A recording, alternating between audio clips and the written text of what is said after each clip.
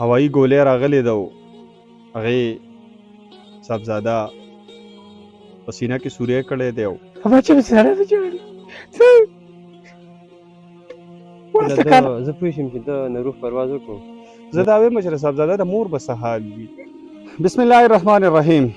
دا خیبر ترجمان ټلویزیون قدرمنو کتونکو السلام علیکم. سنګرخان یم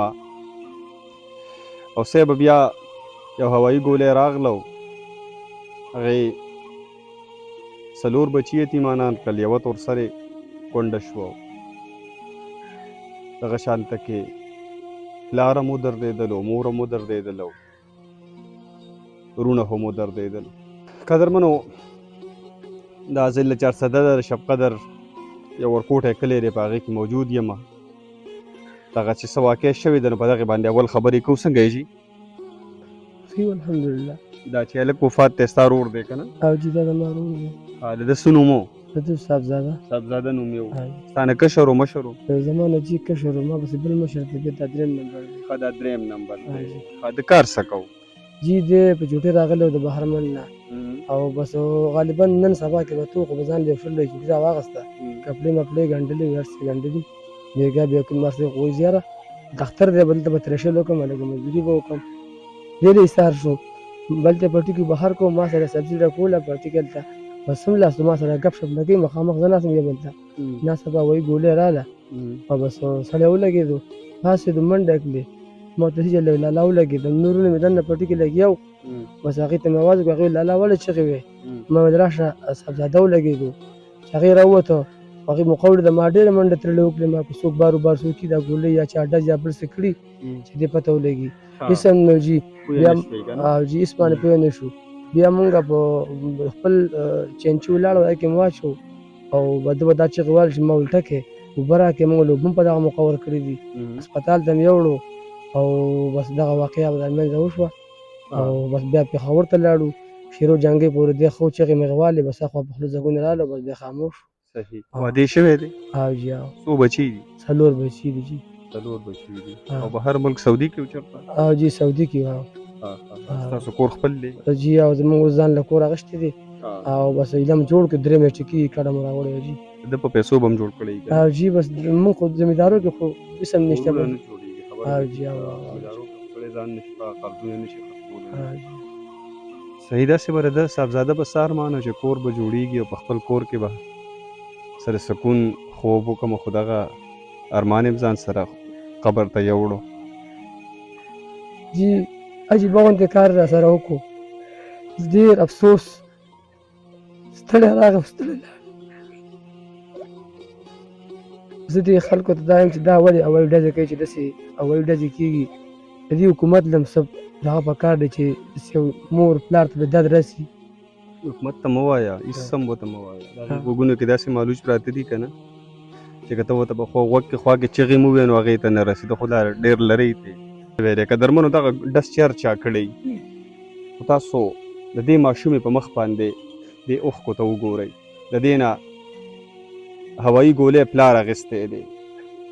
هغې دغه ماشومه خو خیر دی، خو دې کاکاجي ته لږ تاسو وګورئ. قسم په خدای چې چا په سینه کې زړه وي او په دې سپینو ډکو باندې هغه دا اوښکې ویني، دا به څنګه برداشت کړي؟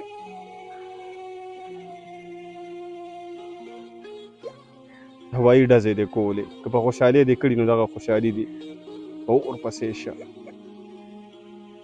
ستا دغه خوشحالي دې په اور پسې ځکه شي چې دلته کې دا وګوره، دغه ماشوم ته ګوره، ده ته ګوره، دې کاکا ته ګوره. قسم په خدای که د دې کاکا دا تصویر ما نه چېرته هم په زندګۍ کې هېر شي.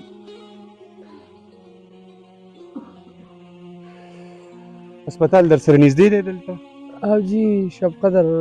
ته لاړو، ما ورور ته مې وویل دا پېښور ته، هغې وویل چې نه دلته به سمدستي علاج سټارټ شي،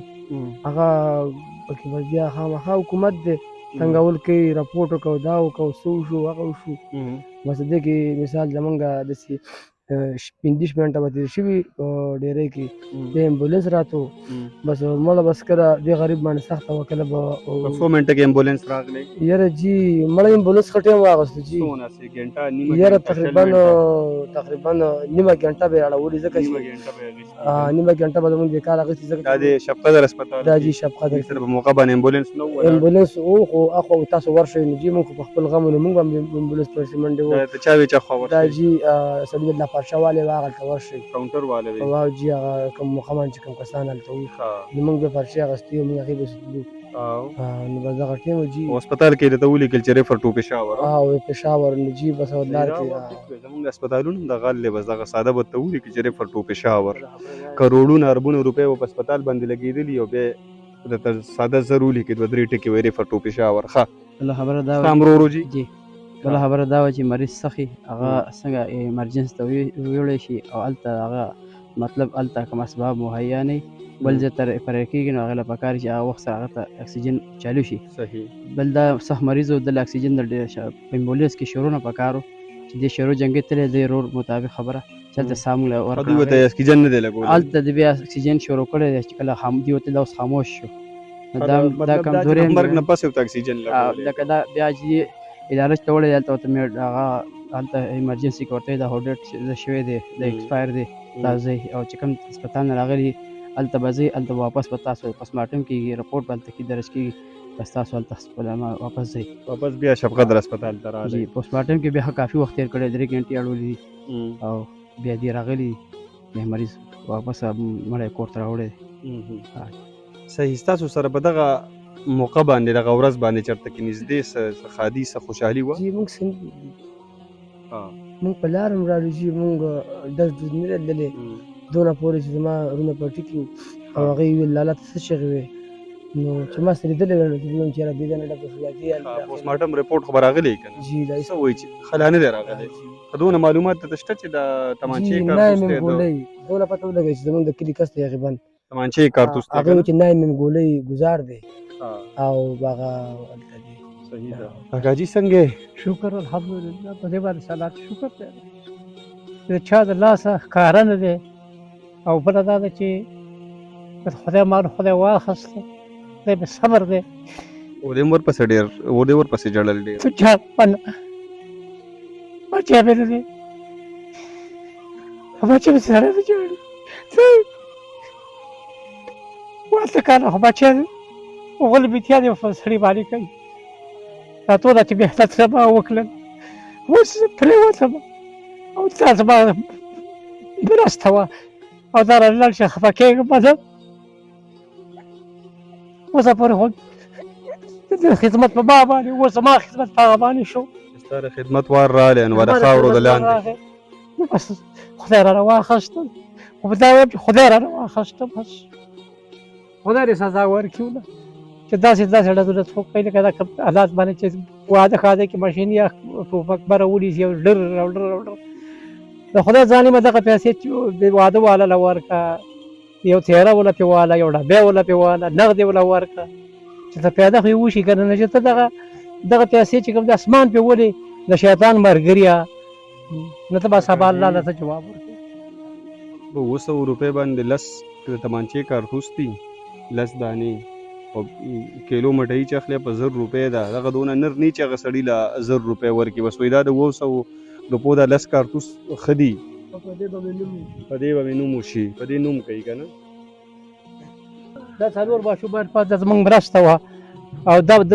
چې کوم د ورونو د بچو نه سعودي کې مزدوري کوله په عمان کې بیا کوله او دی له بیا چې کوم ځای دا 100 روپۍ میاشت سکول دپاره او د خوراک دپاره دغه دپاره رالېږلې اوس دا مزه چا ناسته پاتې شو زه خو اوس پیګیری یم زه خو څه کولی نه شم زه به څه وکړم زه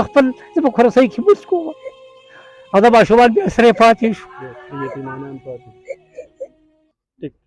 اوس روان وو یا نن یا سبا یا بله ورځ فلایټ و او بیا ټکټ یې راخسته بس ویزې د ویکلې وه پاس دغه کامیا نه ویکلې وه روان وو بیا